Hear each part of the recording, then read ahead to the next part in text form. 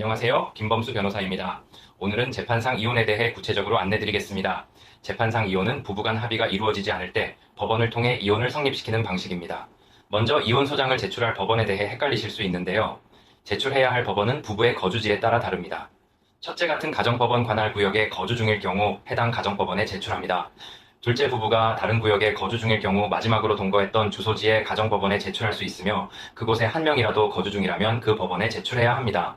셋째 둘 다 해당 지역에 거주하지 않을 경우 상대방의 주소지에 해당하는 가정법원에 제출해야 합니다. 넷째 거주 지역에 가정법원이 없는 경우 관할 지방법원이 가정법원의 역할을 대신하게 됩니다.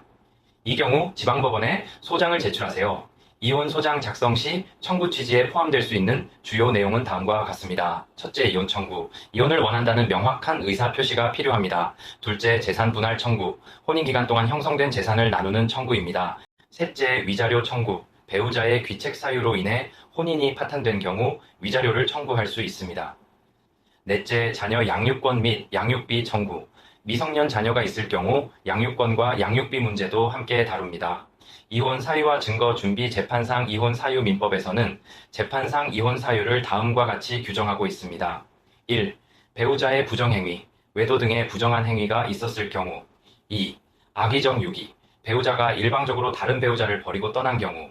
3. 부당한 대우, 배우자 또는 직계존속으로부터 부당한 대우를 받았을 때. 4. 배우자의 생사 불명, 3년 이상 배우자의 생사가 분명하지 않은 경우.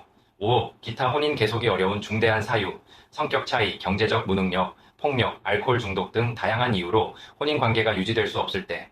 이 마지막 항목 혼인 계속이 어려운 중대한 사유는 포괄적인 개념으로 많은 이혼 소송에서 자주 사용됩니다. 하지만 단순한 부부간 불화나 일시적인 갈등은 법적 이혼 사유로 인정되지 않으며 중대하고 지속적인 문제가 있어야 법원이 혼인 파탄으로 인정하게 됩니다.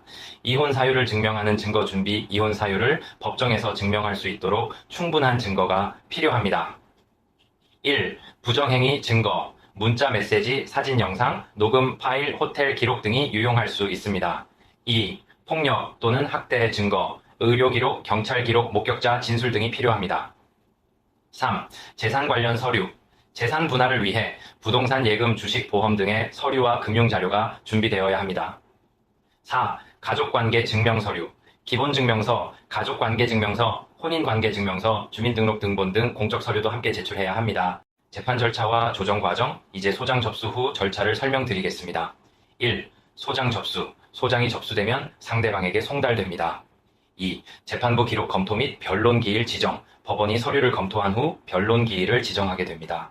이때 조정 기일이 잡힐 수 있습니다. 3. 조정 절차, 조정기일의 이혼 재산 분할 위자료 자녀 양육권 및 양육비에 대한 입장 차이가 크지 않다면 이혼 소송이 조정 단계에서 마무리될 수 있습니다. 그러나 재산 분할 양육권 등에 대한 입장 차이가 클 경우 조정이 실패할 수 있습니다. 이 경우 재판부에서 변론 기일을 다시 지정하고 소송이 본격적으로 진행됩니다. 가사 조사와 재산 분할 자녀가 있을 경우 가사 조사가 진행됩니다. 법원은 가사 조사관을 통해 혼인 파탄의 사유와 책임 자녀 양육에 적합한 부모를 결정하기 위한 면접 조사를 여러 차례 진행하게 됩니다. 이 과정은 대개 4, 5개월 정도 소요됩니다. 또한 재산 분할은 매우 중요한 요소입니다.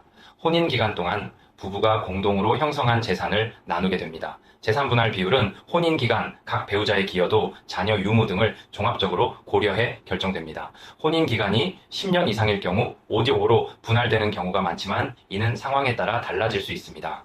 이혼 소송 판결이 선고된 후 불복하려면 판결문을 받은 날로부터 2주 내에 항소할 수 있습니다.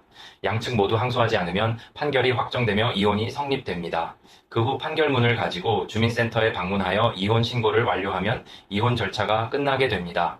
재판상 이혼은 복잡한 절차를 거치는 경우가 많지만 각 단계를 이해하고 철저히 준비한다면 더 나은 결과를 얻으실 수 있습니다. 궁금한 점이나 도움이 필요하시면 언제든지 문의해 주세요. 감사합니다.